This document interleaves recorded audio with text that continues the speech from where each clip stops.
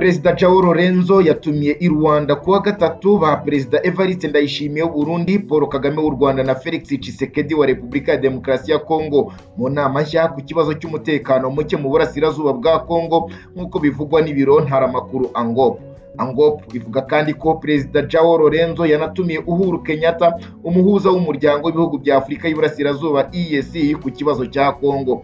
Lorenzo uyobora inama mpuzamahanga ku karere k'ibiyaga bigari Yiyemeje amaze igihe ashyira umuhate mu kibazo cy'umutekano muke mu burasirazuba bwa Kongo. Umwaka ushize Perezida Lorenzo yagize uruhare rukomeye mu guhosha amakimbirane yari hagati y'ubutegetsi bwa Kigali n'ubwa Kampala. Muri Nyakanga yahuje Paul Kagame na Felix Tshisekedi i Rwanda. Aba kandi bongeye guhuzwa na Perezida Emmanuel Macron w'Ubufaransa muri Nzeri i New York. Kinshasa ishinja Kigali gufasha umutwe wa M23 ubu maze gufata ibice byinshi mu ntara ya Kivu ya ruguru, ibyo Kigali yakomeje guhakana. Umwuka ni mubi hagati y'ibi bihugu byombi. Inama zahuje abategetsi i Rwanda i New York bigaragara ko ntacyo zagezeho ukurikije uko ibintu byifashe hagati y'ibi bihugu byombi kuri ubu. Makimbirane hagati ya Kinshasa na Kigali, Perezida Evariste Ndayishimiye ukuriye EAC muri iki gihe kuwa mbere yabwiye France 24 ko kwemera kwicarana ari intambwe ikomeye. Abajijwe niba abona ibyo Kinshasa ishinja Kigali bifite ishingiro, Ndayishimiye yasubije ati kugeza ubu ntacyo turamenya ku rwego rw'akarere cyangwa njye ubwanjye. Yongeraho ko ubutumire bwa Perezida wa Angola bazagira umwanya wo gusesengura no kureba ukuri kw'ibintu. Abategetsi b'ibihugu by'akarere hamwe n'umuhuza Uhuru Kenyatta bavuga ko inzira y'ibiganiro hariyo yageze ku mahoro, ku bushyamirane buhari no ku kibazo cy'imitwe y'inyeshyamba mu burasirazuba bwa Repubulika ya Demokarasi ya Kongo. Leta ya Kinshasa ivuga ko itaganira na M23 yita umutwe w'iterabwoba, kereka ushyize intwaro hasi kandi ukava mu bice byose wafashe. Umuvugizi w'uyu mutwe yabwiye BBC ko batabikozwa.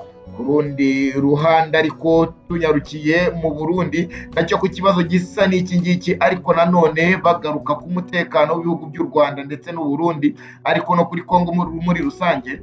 Ku kiganiro Perezida w'u Burundi yagiranye na France 24 na RFI nk'uko nayo imaze kubigarukaho haruguru, yagarutse kuri byinshi birimo umubano w'u Rwanda n'u Burundi, ndetse hanavuga ku birego bishinja u Rwanda gukorana n'uyu mutwe wa M23 nyine. Umubano w'u Rwanda n'u Burundi, Perezida Ndayishimiye yavuze ko nta kibazo gihari kandi yishimira ko ubushake bwa politiki buhari ku mpande zombi kugira ngo ibintu bisubire mu buryo. Mu magambo yagize ati ubu nta bibazo biri hagati y'u Burundi n'u Rwanda, ibyaha bisigaye byakemurwa mu nzira za diplomasi. Kuvugana abayobozi bacu n'abo Rwanda baturiye imipaka baraganira, ba guverineri bacu n'abo mu Rwanda baraganiriye mu cyumweru n'igice gishize. Navuga ko nta kibazo gikomeye kigihari. Abajijwe kubivugwa ko u Rwanda rwaba rutera inkunga umutwe wa M23, Perezida Ndayishimiye Evariste usanzwe anayoboyora umuryango wa EAC yavuze ko nawe atarabyemeza. Ati nk'akarere ntituramenya niba u Rwanda ruri inyuma ya M23, ndetse nanjye ubwanjye ntabyo ndamenya ku buryo nta n'icyo nakemeza kuri ubu ngubu. Perezida Ndayishimiye kandi yavuze ko abashinja u Burundi kutubahiriza uburenganzira bw'ikiremwamuntu ari abashaka guhindanya isura y'ubuyobozi bw'iki gihugu, ndetse anavuga ko we ubwe afata iya mbere mu gutuma uburenganzira bwa muntu bugerwaho mu gihugu cye. Tuje muri Repubulika ya Demokarasi ya Kongo, aho umukuru wa Kenya William Ruto uno munsi yagize urugendo i Kinshasa, umugwa mukuru w'ico gihugu. Perezida Ruto yabonanye na mugenzi we wa Kongo Felix Tshisekedi. Uwo mubonano wabo ukaba wabaye mu gihe hasibijwe ibiganiro vyari bitegekanijwe gutangura uyu munsi nyene i Nairobi muri Kenya hagati ya leta ya Kongo n'imigwi yitwaje ibigwanisho mu ntumbero yo kurondera amahoro mu buseruko bwa Kongo. Ico gice cy'igihugu kirangwamo imigwi myinshi yitwaje ibigwanisho, na cane umugwi M23 umaze igihe warasubiye kugwana uranafata ibice bitari bike by'akarere ka Rucuru mu ntara ya Kivu y'Amajyaruguru. Reka iyi nkuru tuyibaze mugenzi wacu Kwimedi ku magenga ari Nairobi. Mu kiganiro bahaye abamenyesha makuru bahejeje kubonana, abakuru ba Kenya na Kongo bavuze yuko ikibazo c'ingene amahoro yogaruka mu buseruko bwa Kongo arico nyamukuru bashimikiyeko. Ahagararanye na Perezida William Ruto wa Kenya, Perezida wa Kongo Felix Tshisekedi yasubiyemwo ivyo yaramaze kuvuga ko igihugu ciwe cagabweko igitero n'igihugu kibanyi c'u Rwanda. Tshisekedi yashimiye Ruto ko kuva ashitse ku butegetsi mu kwezi kw'icenda guheze yerekanye ishaka ryo gufasha Kongo kugarukana amahoro. J'aimerais également le remercier pour le soutien. Ndashaka kumushimira kubera gushyigikira igihugu cyacu kuva ageze ku butegetsi. Perezida wa Kenya Ruto yerekanye ko afite ishyaka rikomeye ryo gufasha igihugu cyacu gusubira mu nzira y'amahoro, amahoro tumaze imyaka 20 turi gushaka.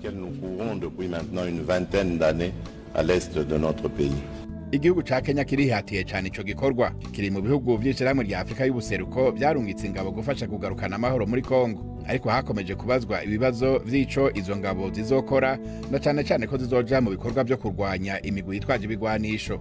N'uyu munsi William Ruto yongeye kukibazwa. We have many peacekeeping troops. Dufise ingabo nyinshi zo gucungera amahoro muri Kongo, ariko tubiravye nk'umuryango w'akarere ntitubona ko ayo mahoro yo gucungera ahari.